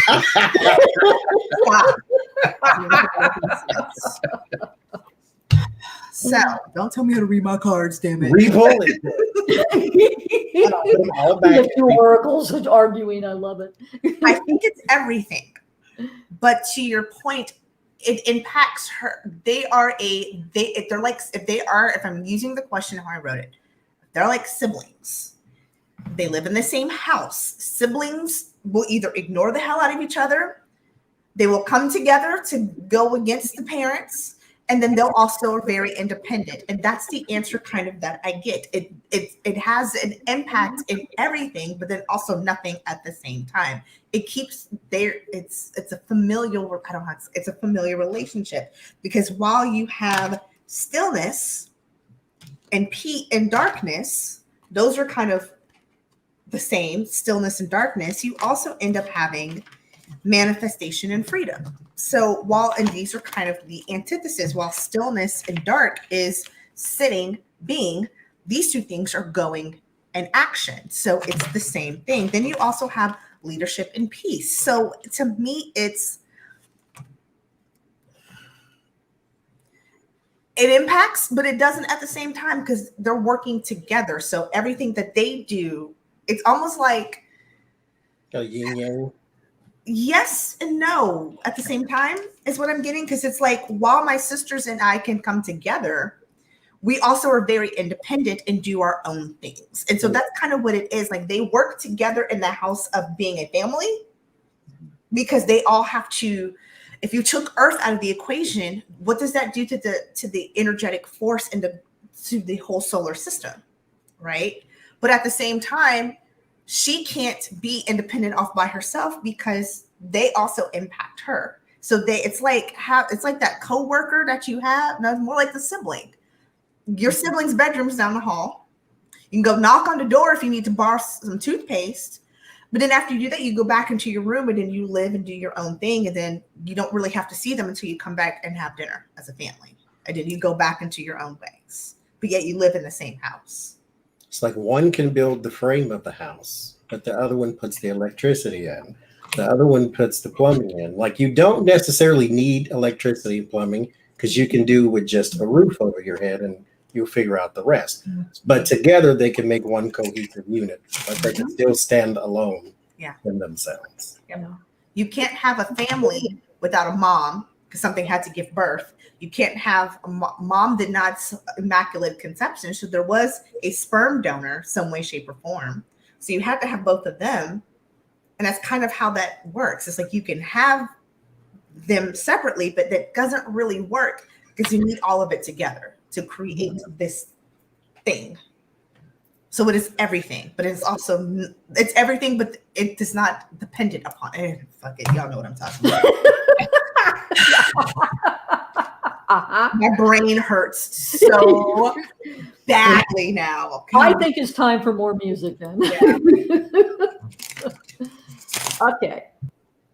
As a person who is in relationship with things as if they were alive and sentient, which is part of what I've been trained to do, grandfather's son is sort of the dad, the boss, and all the planetary bodies go around him, and then they have their moons going around them, and it's all one big system. And there's an asteroid belt somewhere near us, correct? Of a planet that blew up. In Mother Earth's feeling, emotional memory, she still feels the pain of losing that sibling. So they do communicate. And I'm taking an astrology class, and I am like completely illiterate in how astrology works. And all of the planets were gods and goddesses in the Greek and Roman pantheon of living beings. So I'm not sure how that fits in, but it must. So the only other planetary gong I have is over there off camera, and it's Chiron. Chiron is the same note as that bowl I've already played, the E flat. So we're going to talk to Chiron. He's not even considered a planet. He's just some planetary body out there.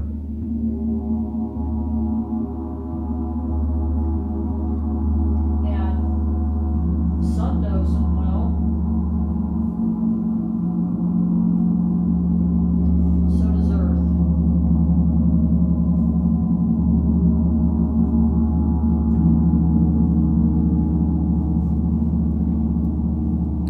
So I see them in a relationship. I mean, they don't visit each other's room very often.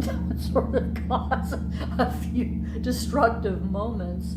And they affect us too, because our bodies, Chiron represents the wounded healer. So any of our major shadow work he gets to play a part in. And what I find so sonically interesting about Chiron is his note is D sharp or E flat, and that note on the human body is the belly button area, and in martial arts that is the power center, the dantian. So the wounded healer is the power center. Sacred paradox. So yeah, they talk to each other. Like, yeah. That makes sense. That would make sense. Let's talk about trauma that we as humans experience on this earth. When we experience trauma, I'm going to talk about collectively as humans, groups of people, not just individuals. So when we go through, flood areas that are flooded, there's trauma. Humans have experienced trauma from that. Earthquakes, pandemics, mind you. How can we harness Mama Earth's energy as a mechanism for healing? When groups of humans go through some type of trauma, how can we use, work, embody Mama Earth to heal as humans?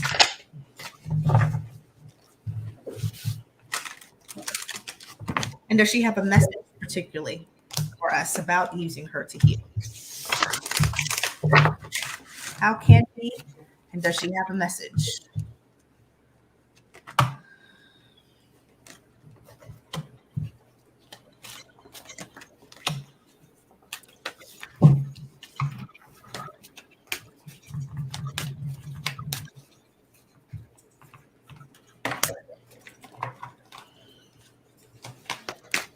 Got 130 of you all in here. Thank you so much for joining us. Thank you, Jodi, for doing the amazing work on the bowls and the gongs that you do. Thank you. Welcome. Thank you, Johnie, for being a fantastic oracle and trying to help me figure out what the hell my cards are saying. He's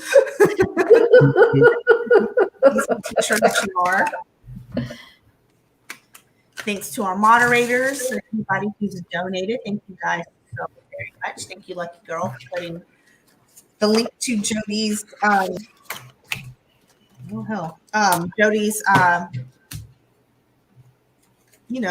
this thing that we're YouTube. YouTube channel. Thank you so much. I think we need to do the drum and grounder next. The rain is like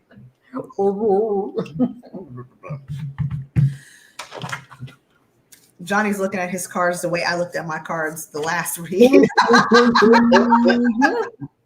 God, dog. Because it's not very, sometimes, okay, I do this a lot. This is one of the downsides of the Oracle Spirit, is you always want something to be deeper than it is.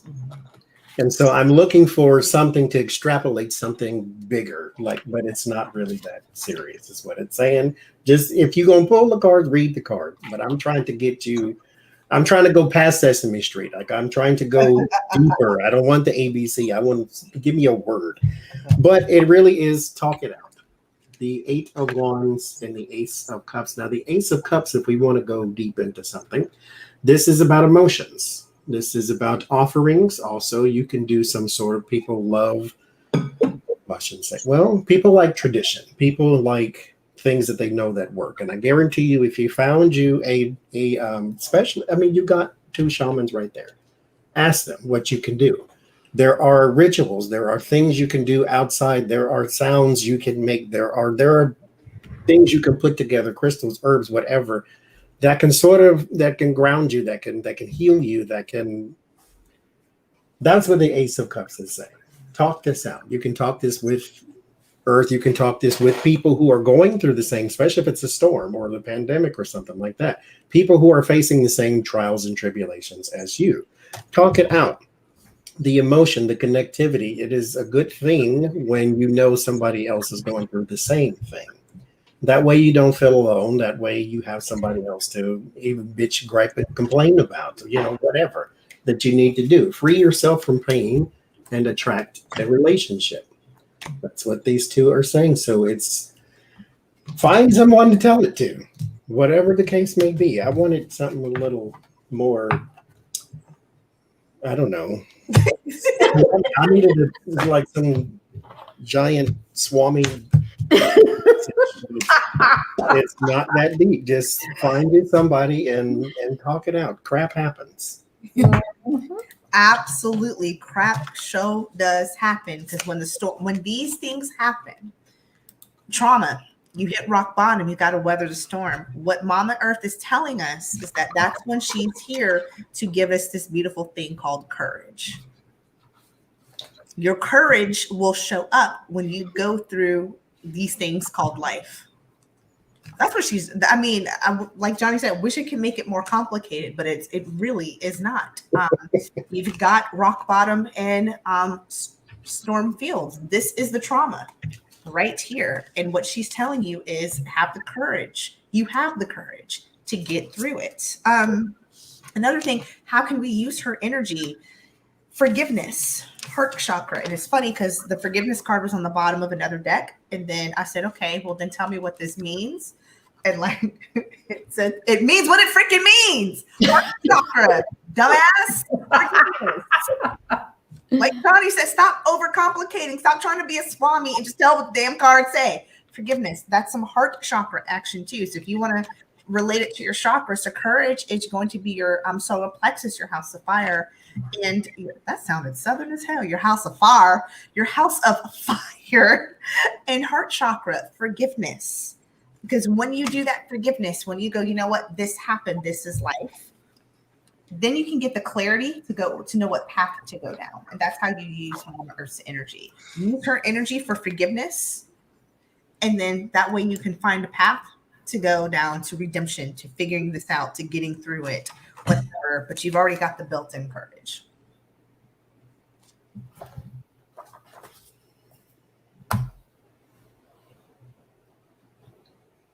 Okay. Give me 1 second.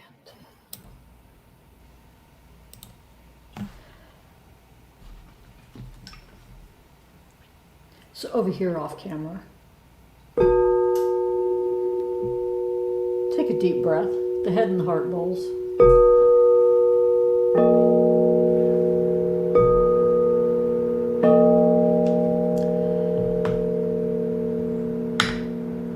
When I stopped staffing psychodrama groups and took my work into private sessions, I started working in medicine wheels with trauma. And Joseph Frayel is one of my teachers, and this book came out last year, or at least I became aware of it last year, and it was like, he's doing what I've been doing. My Lakota teacher, who's now dead, also worked in wheels. And for me, that's the ultimate. Use the sacredness, the sacred circle of Mother Earth for a safe container to be able to do this work. And I've worked with, this is specifically for the military, I've worked for the Army using sound, doing sound healing for PTSD. And a lot of the clients I work with PTSD and trauma. You know, I don't diagnose it, but I work with it in the way that I do. And what I have found is going beyond the medical diagnosis, which is what people have usually, into what does body, mind, spirit, and emotion have to say about that. Mother Earth is one of the directions, okay? And Father Sky is another one, that's heaven and earth. And we can be on the inside of this wheel working this. So for me, I can't, I mean, I've recovered from PTSD. I can't do my work safely without Mother Earth as one of my directions in my sacred circle. I have to use her. She's the grounding mechanism. She's the anchoring mechanism. She's the one that says, come sit on my body and breathe, and I will cradle you in my sacred energy. And it's something that, you know, we don't have to do a journey and we don't have to imagine anything. We just put our butts down on the ground and feel, you know, like Johnny said, it's really simple. You just feel her. Okay. Laura, I'm going to answer your question. So give me 1 sec. I'm going to use music for this. The last time I lived in the country, which is my preference is in the middle of 1,000 acres with no humans, but you know, no humans. And the Zoom thing is fun. I also had gardens and feeders back then for hummingbirds, and the friend whose land I lived on had beehives. So I had bees and hummingbirds. And part of my training is to communicate remote view with animals, plants, and everything else out here besides humans. And I had a bee and a hummingbird come hover in front of me for about 15 minutes and give me this message. And what they said to me was, you do know that nature has already evolved into the 5th dimension, that is the Christ consciousness dimension of oneness and love. And I said, yes, that's why I'm out in nature all the time. That's why I prefer to be out in nature. It just feels better. They said, we invite humans to join us here. And here, if you've seen the movie Avatar, it's that kind of place. And, you know, and they said, you're not here yet. There's still a lot of divisiveness and fighting and, you know, non-cooperation and non-collaboration and a bunch of ego that says humans are the epitome of the circle of life, like we're the most important ones. And everything else in Earth, on Earth, all my relations says, you can't do it without the rest of the system. So the the hummingbird and the bee said, we would like you to go teach humans how to be in the 5th dimension and basically release the ego enough to come into the system. You know, like we do the heaven and earth system, we do the whole planetary system.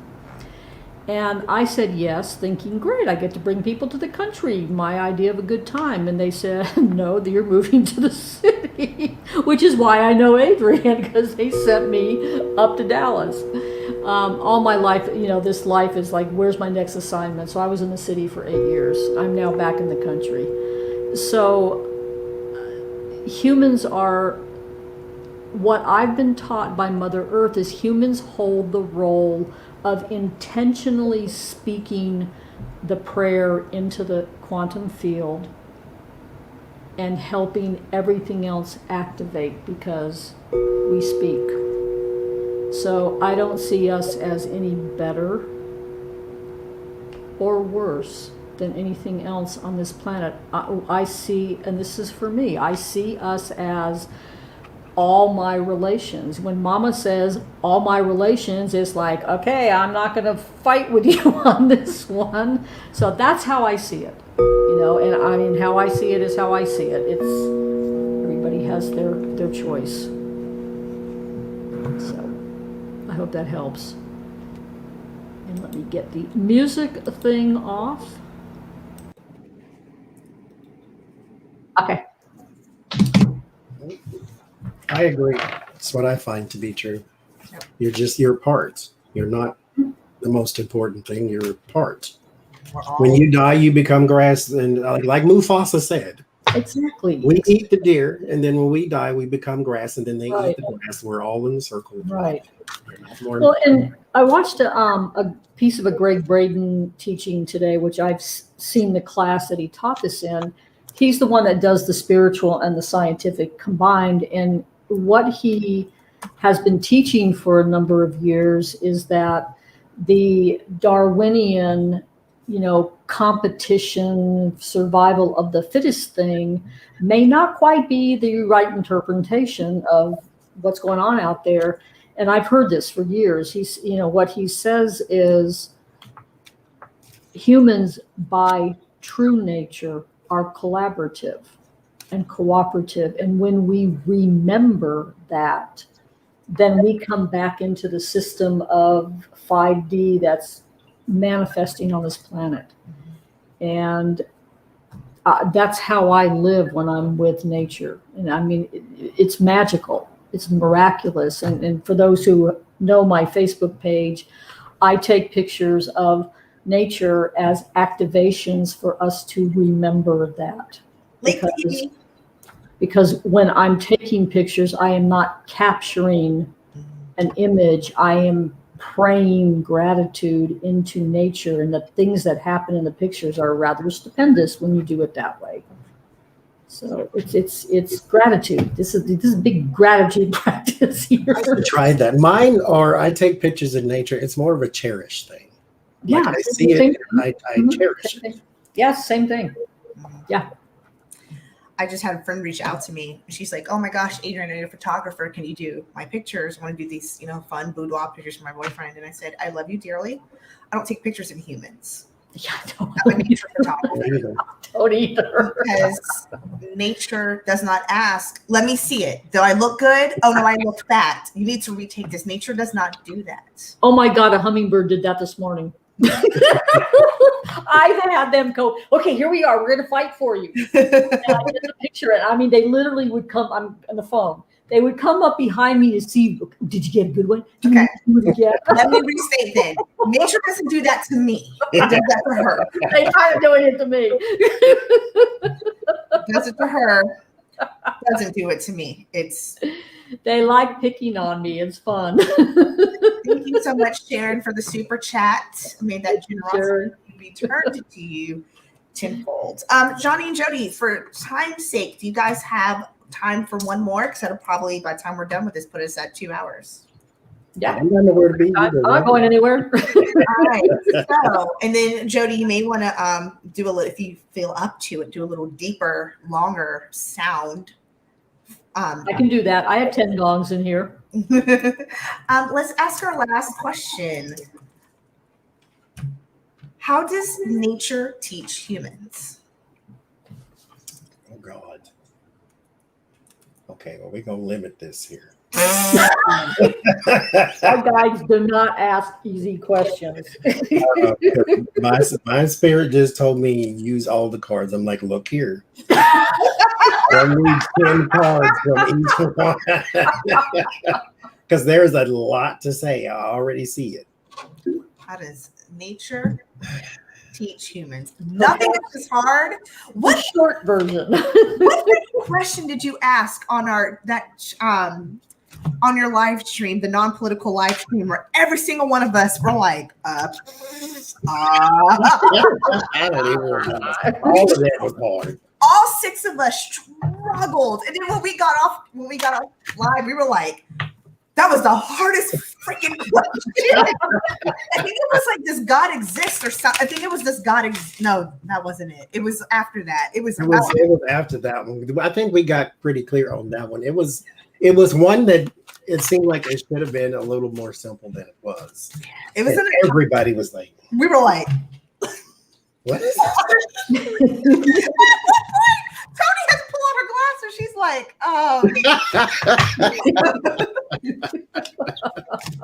that was a doozy. That was tough. Now this one is easy, but it's a lot. And I don't want a lot. Give me one answer. One answer. Because it literally is a lot. We could spend a whole night on this question.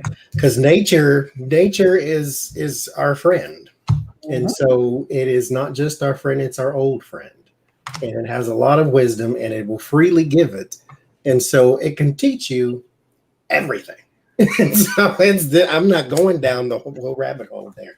I'm not even going to use all these other cards. I'm use these three and then that's it. See what I'm saying? All three of these cards are different.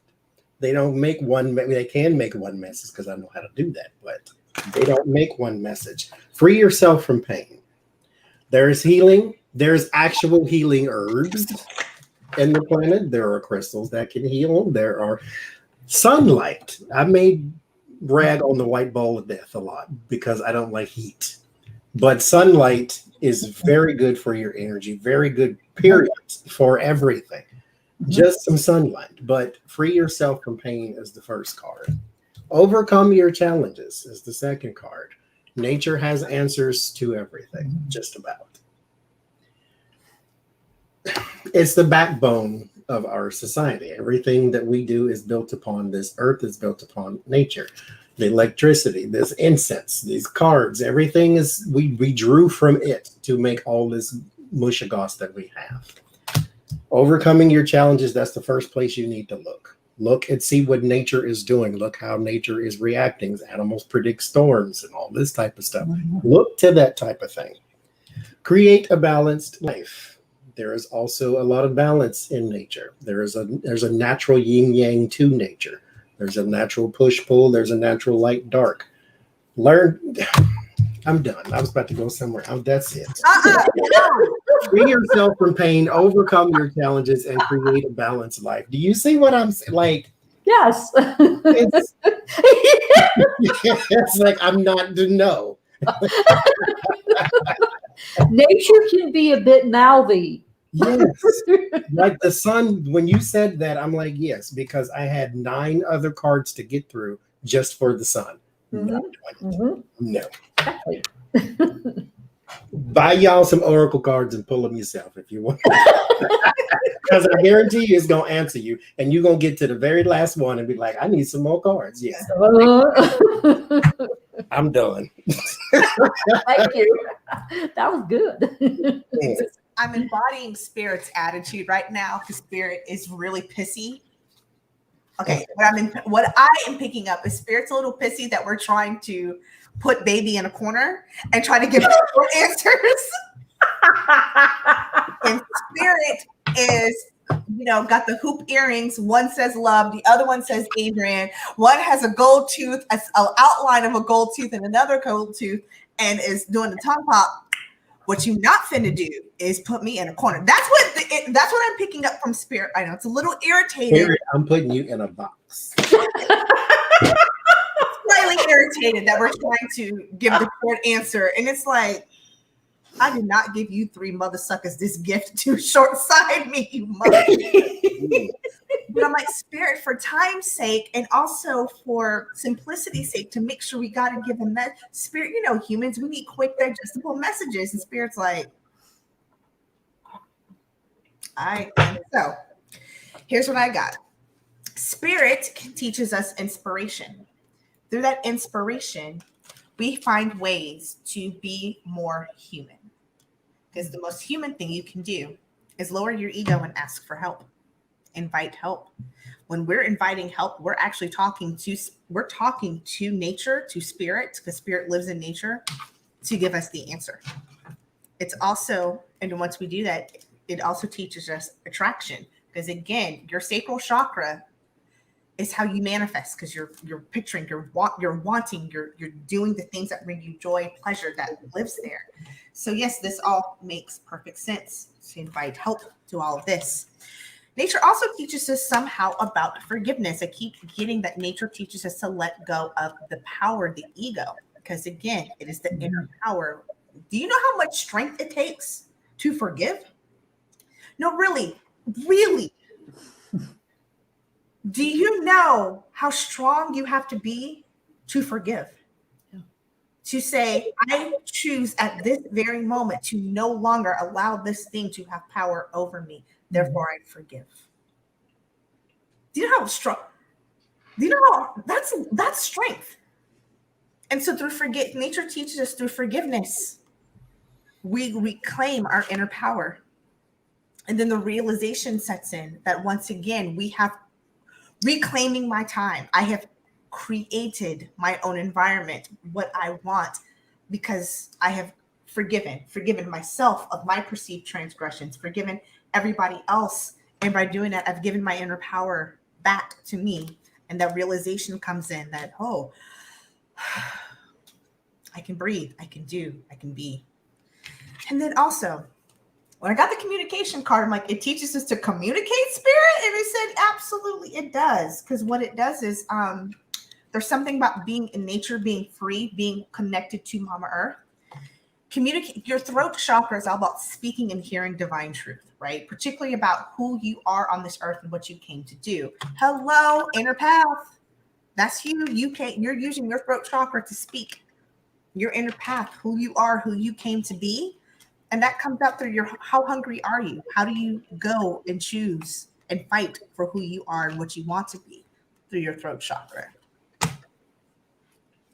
That's my condensed, quick. Yeah.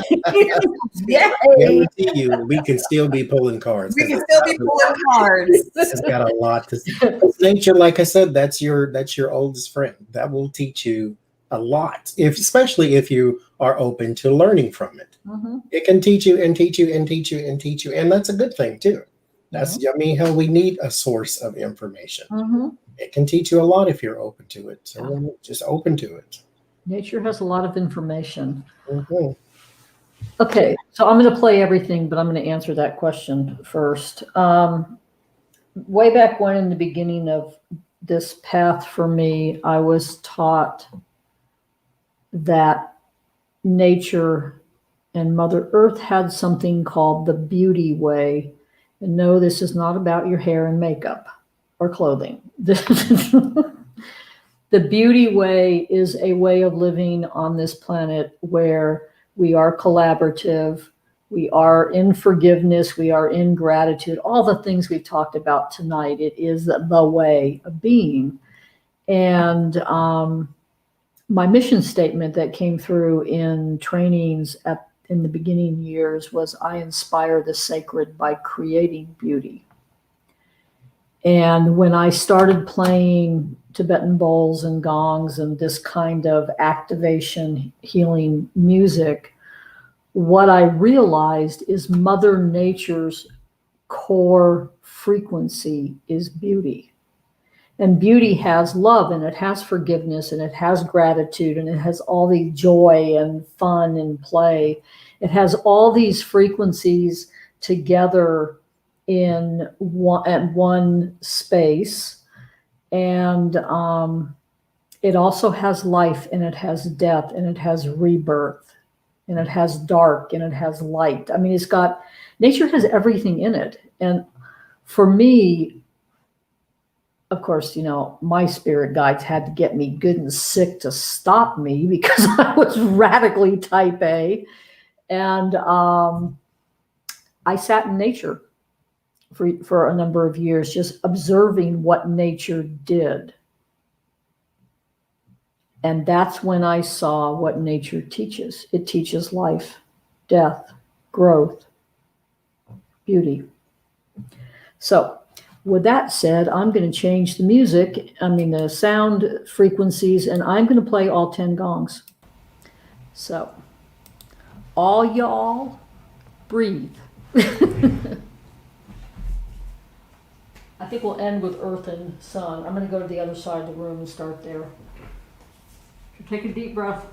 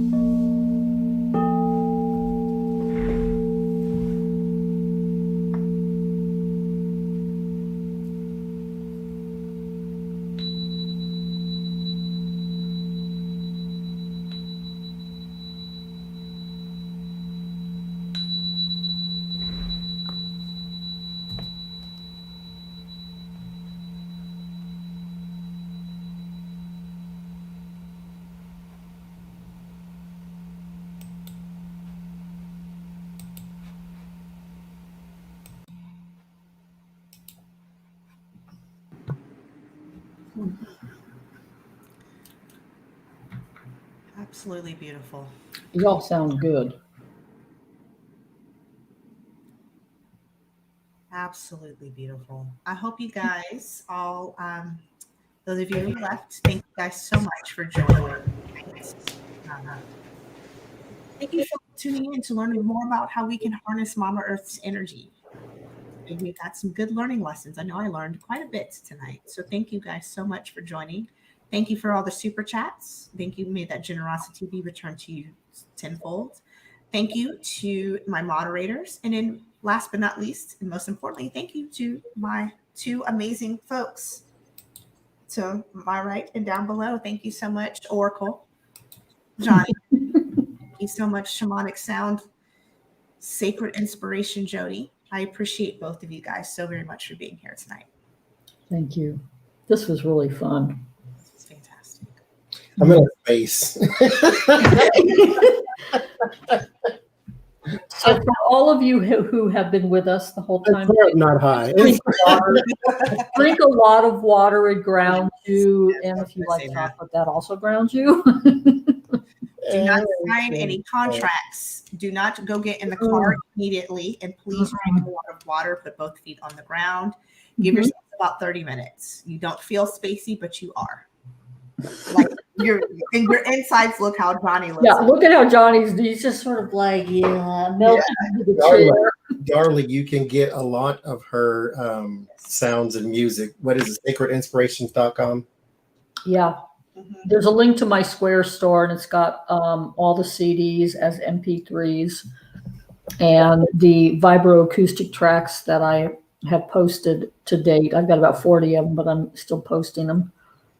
There's a bunch of music. There's a bunch of music, and some of it's free. Here's the link, guys, to her Square store. So you can go buy her tracks. Just put it in the chat. There you guys have it. You're going to go get eaten by mosquitoes. Ay, ay, ay. I still haven't quite figured out how they fit into that sacred circle of life. But all life is precious. That's how they fit into precious to something, I guess. The bats that live here on the lake love mosquitoes, and they keep them really cleaned out so I don't get bit. They feed the bats. That's what they're for. Bat snacks. Oh, I love that. Thank you. And they give scientists something to do so they can come. Yeah. Zika virus and all that. So there you go. Bat and bat snacks. All All right, guys. Have a good evening. We'll see you in the next live stream. Bye. Bye.